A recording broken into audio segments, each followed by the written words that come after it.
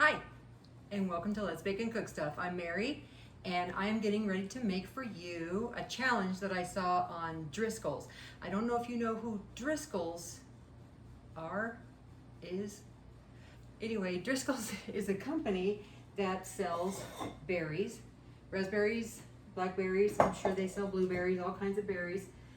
You've probably bought them if you've bought berries in the store, at least here in California. I don't know where else they're at, but anyway, they have a challenge on their website to make these brownies, and inside the brownies you mix in some blackberries and some raspberries. Doesn't that sound delicious? I'm doing it a little different, which I often do, and they say to start off with 1 cup of butter, which is 2 sticks, and I have 8 ounces of chocolate here and 2 tablespoons of cocoa powder, unsweetened cocoa powder. Now what I'm going to do with this is I'm going to put it in the microwave. They say to do it over simmering water. That's called a bain-marie. I'm not doing that, okay?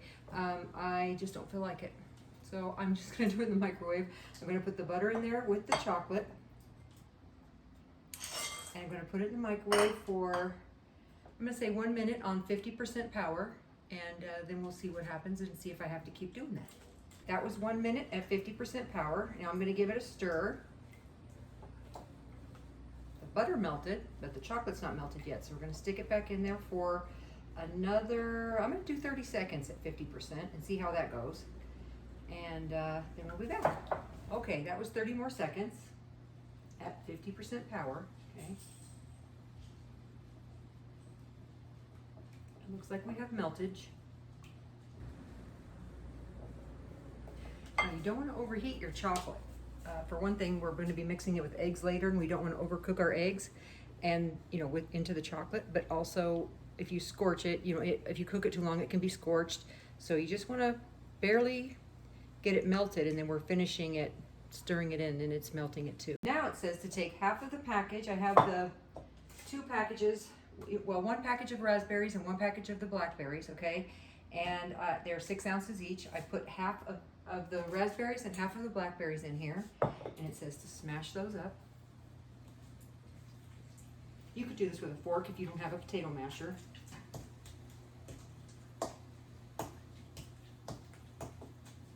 Those are nicely mashed. I forgot to put the cocoa powder in the chocolate. I'm going to just put about a half a teaspoon of these coffee granules in there.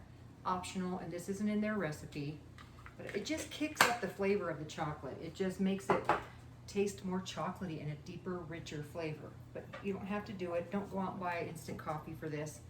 But if you already have some instant coffee or you have some espresso powder, then definitely stick it in there and you'll see it really makes a difference in your chocolatey baked goods. So, all right, that's good. Now I have to add 1 cup of brown sugar and 1 cup of granulated sugar. Now it says to mash this into a paste. All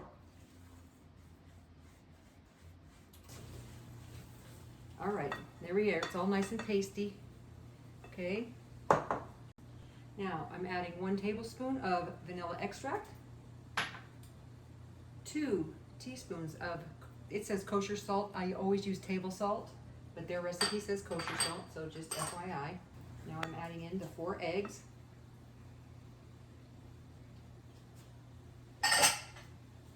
There's hardly any flour in this compared to like a regular cake or, muffins or something like that. Okay, now it says to add in the melted chocolate and butter. And if you did get this too hot in the microwave, let it cool down. But this is, it's room temperature, so. I really want to get this mixed up and mix up quite a bit of that sugar just to help it start melting.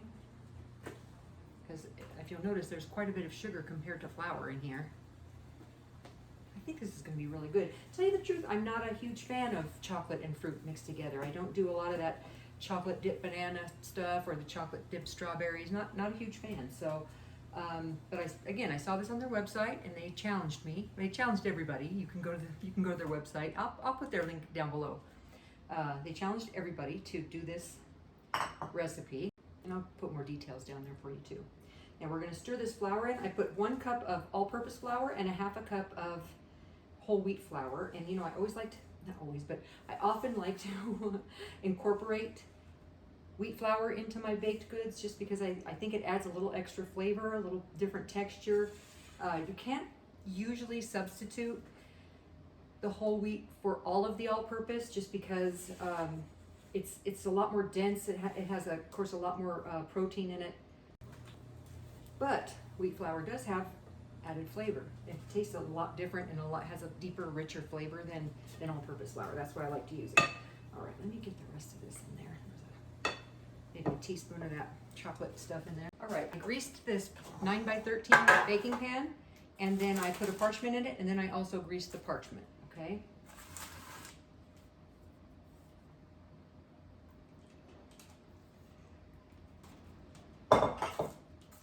Okay, just spread it in there evenly. Okay, now what really made me think this would be fun was we're gonna put the blackberries and the raspberries on top of this as well. It's gonna look so pretty. And you can just toss them in there willy-nilly if you want. That doesn't usually work for me. So I am going to place these in here gently. I did wash and rinse I rinsed these off and drained them. They are a product, you know, an agriculture product, so you don't know if it's got dirt in it. I don't like to eat dirt, so. Okay, and all right, I'm gonna put the raspberries in. And I did save, there were some raspberries that were a little bit mushier than some of their friends in here. So I made sure that those were the ones that I used to smash in the batter. And then I'm using the more stabilized ones, although this one's kind of mushy. I'm using the more stabilized ones on the top, okay? These are gonna be so good. Okay, these are gonna go into a 350-degree preheated oven for 35 to 42 minutes, and then we'll be back. Let me taste this batter. Oh wow, that is amazing. Come back with me in just a couple seconds, and we're gonna have some chocolate raspberry blackberry brownies. First time for me. I don't know about you. Have you ever had these before? Put in the comments, let me know. I have never heard of it before.